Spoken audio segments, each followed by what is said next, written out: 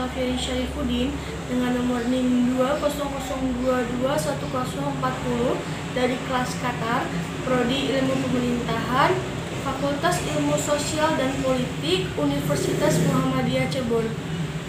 Untuk kesempatan kali ini saya akan menjelaskan sedikit tentang teknik kepemimpinan pemerintahan yang ada di bab 6. Banyak konsep yang diajukan oleh para ahli berkenaan dengan pemimpin dan kepemimpinan. Pada umumnya, mereka berpendapat bahwa pemimpin adalah seseorang yang dengan cara apapun mampu mempengaruhi orang lain untuk berbuat sesuatu sesuai dengan kehendak orang yang bersangkutan untuk tujuan tertentu. Sedangkan kepemimpinan adalah kemampuan seseorang yang dengan cara tertentu mampu mempengaruhi pihak lain untuk melakukan suatu tindakan tertentu sesuai dengan kehendak orang yang bersangkutan dalam rangka mencapai tujuan tertentu. Pemimpin pemerintahan merupakan figur yang menentukan keefektifan dalam mencapai tujuan organisasi pemerintahan. Dengan kata lain, pencapaian tujuan organisasi pemerintahan ditentukan oleh kemampuan, kompetensi, dan kapabilitas pemimpin pemerintahan dalam melaksanakan tugas pokok dan fungsinya. Oleh karena itu, seorang pemimpin pemerintah harus selalu siap untuk mendengarkan dan merasakan serta menanggapi dan mewujudkan keinginan, aspirasi, tuntutan, dan kepentingan masyarakat serta tuntutan organisasi pemerintahan sehingga kesejahteraan masyarakat terus meningkat. Setiap pemimpin pemerintah harus tanggap terhadap kondisi politik baik dalam organisasi pemerintahan maupun kondisi yang terjadi dalam masyarakat.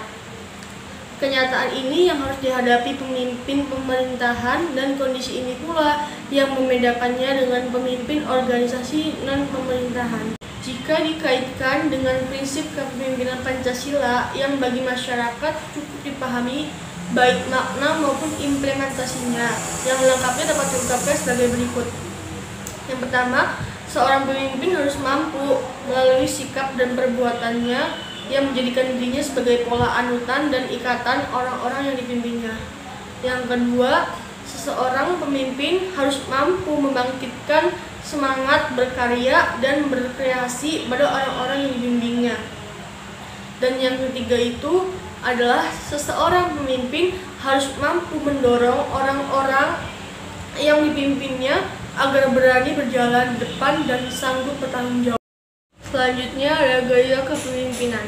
Yang pertama itu gaya otoriter. Dalam kelompok ini bawahan agresif dan apatis. Suasana saling mengkambing hitamkan, anggota kelompok sangat bergantung pada pemimpin dan harus diperintah. Tidak ada inisiatif dan hasil kerja menurun. Ciri-ciri perilaku kepemimpinan otoritas serta reaksi bawahannya dapat dijelaskan sebagai berikut. Yang pertama itu semua kebijakan ditentukan oleh pemimpin. Yang kedua, langkah-langkah kegiatan teknis ditentukan oleh pemimpin pada saat-saat tertentu, sehingga biasanya langkah-langkah berikutnya tidak ada kepastian. Yang ketiga ada pemimpin menginstruksikan tugas-tugas khusus dan anggota adalah pelaksananya. Dan yang keempat, pemimpin cenderung untuk mencela dan memuji secara personal dan tetap menjauhkan diri dari kegiatan kelompok. Selanjutnya itu ada gaya demokrasi. Suasana dalam kelompok lebih akrab dan saling menghormati. Hubungan dengan pemimpin lebih bersahabat dan berlandaskan hubungan tugas kedinasan. Bawahan bekerja terus sekalipun pemimpin tidak ada. Produktivitas meskipun tidak mencapai puncak, tetapi para bawahan menikmati kegembiraan kerja dan memanfaatkan pengalamannya. Hubungan kerja pola lebih baik dan positif. Adapun ciri-cirinya sebagai berikut. Yang pertama, semua kebijakan dibahas dan ditentukan bersama oleh kelompok dengan dorongan dan bantuan pimpinan. Yang kedua, gambaran kegiatan diperoleh selama masa pembahasan. Langkah-langkah umum kebijakan kelompok digariskan lebih dahulu.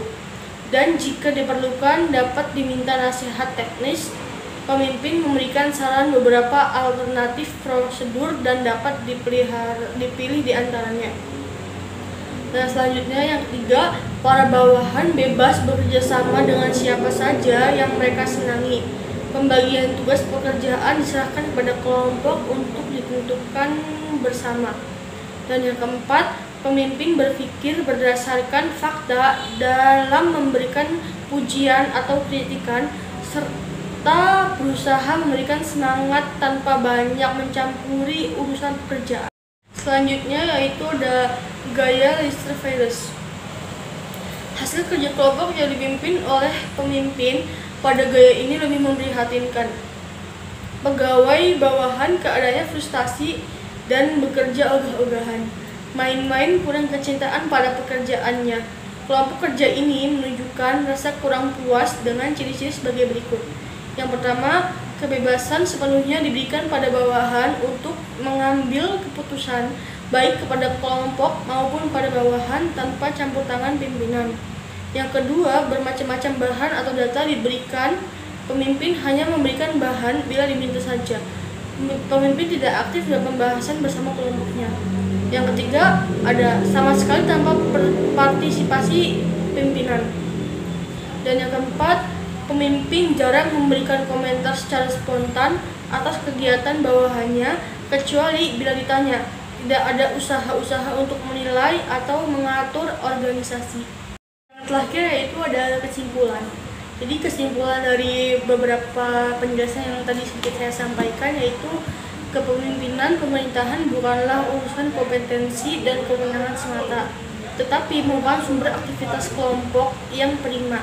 Jika seorang pemimpin tahu bagaimana memasuki suatu masalah, maka ia pun harus menemukan strategis untuk keluar dari masalah itu. Sesempit apapun jalan keluarnya, kepemimpinan pemerintahan bukan hadir untuk membentengkan beban kepada yang dipimpinnya, tetapi hadir di tengah-tengah masyarakat untuk membawa harapan, kesejahteraan, rasa aman, dan penghargaan. Kondisi saat ini telah mengalami perubahan jika dibandingkan sebelumnya. Pemimpin pemerintahan tidak lagi merupakan sosok yang hanya dapat memberi perintah saja, tetapi mereka dituntut untuk tampil sebagai pemberi suri teladan, menjadi panutan dan pemberi arah, menjadi fasilitator sebagai mitra kerja, sebagai penanggung resiko yang mempunyai visi untuk mendorong organisasi dan orang-orang yang dipimpinnya berkembang, belajar, serta mampu mengembangkan seluruh potensi dirinya secara optimal. Mungkin itu saja yang dapat saya sampaikan, kurang dan lebihnya mohon dimaafkan. Mungkin banyakkan kurangnya sih. Semoga apa yang dapat saya sampaikan tadi sedikit bermanfaat untuk yang menonton. Saya akhiri. Billahi taufiq wal hidayah. Wassalamualaikum warahmatullahi wabarakatuh.